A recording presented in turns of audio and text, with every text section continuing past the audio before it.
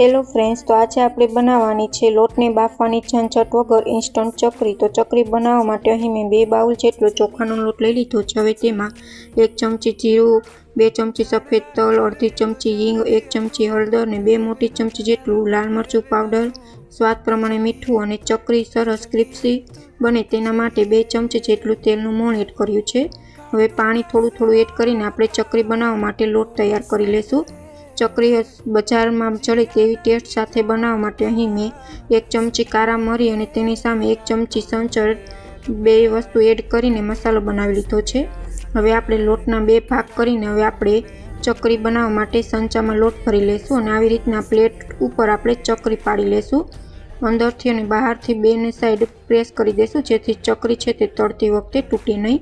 તો આપણી ચકરી છે તે સરસ રીતના તૈયાર છે। Thank you for my watching video.